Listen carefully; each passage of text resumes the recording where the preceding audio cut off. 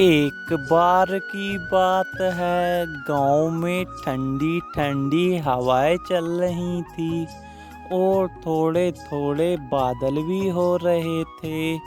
लेकिन उस गांव का एक व्यक्ति बीमार था। वह अपने बेटे से कहता है, अरे बेटा, तुम चुड़ैल वाले जंगल से औषधि ले आओ, उससे मेरा बुखार उतर जाएगा। अरे पापा, तुम भी कैसी बातें करते हो। बुखार तो डॉक्टर दवाई देगा, उससे उतरेगा। कहाँ आप चुड़ैल की औषधि के चक्कर में पड़ रहे हो। अरे पापा, मुझे चुड़ैलों से बहुत ज़्यादा डर लगता है। मैं चुड़ैल के जंगल नहीं जाऊंगा। बेटे, तुम अपने पापा के लिए इतना भी नहीं कर सकते। वह ऐसा कहता है और उसका बेटा एक जंगल में पहुंच जाता है।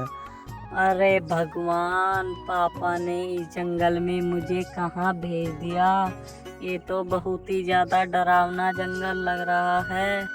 हे भगवान, मेरी रक्षा करना। इतनी बात कहकर वह आगे की तरफ चला जाता है, लेकिन उसे डर बहुत लग रहा था। वह चुड़ैल की रहने की जगह पहुंच जाता है। अरे शायद पापा ने यही औषधि बताई थी। लेकिन तभी वहां पर चुड़ैल आ जाती है। तुम कहाँ से आए हो? तुम गांव वालों ने मेरी सारी औषधि का जंगल खत्म कर दिया है। अब मैं तुम्हें नहीं छोड़ूंगी। आज तुम मेरे हत्थे चढ़ गए हो। अब मैं तुम्हें जान से मार दूंगी। ये औषधि ही मेरी खेती है और तुमने मेरी खेती को तबाह कर दिया है। अब मैं बहुत ज्यादा गुस्सा हो गई हूँ। अब मैं तुम्हें जान से मार दूंगी।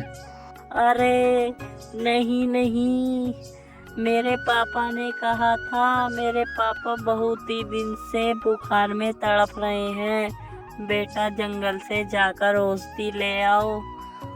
चुड़ैल, मुझे माफ करना। मुझे थोड़ी सी औषधि दे दो, या फिर औषधि मत भी दो, मगर मुझे छोड़ दो।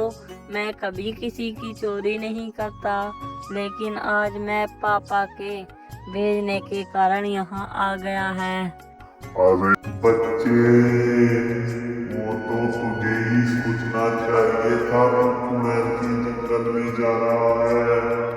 मैं तुझे औषधि दे भी देती, लेकिन गांव वालों ने मेरी सारी औषधि चुरा ली है। इतनी बात कहकर चुड़ैल उसको चाकू से मारने लगती है। वह बेचारा खड़ा रहता है और अपना चाकू से लगने वाले दर्द को सहन करता रहता है। लेकिन चुड़ैल बिल्कुल भी रहम नहीं कर रही थी।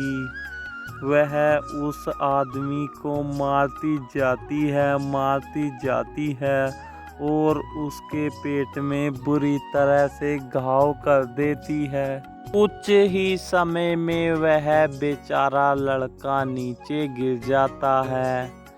तो बच्चों, इस कहानी से हमें यह सीख मिलती है, हमें कभी भी किसी की चोरी नहीं करनी चाहिए।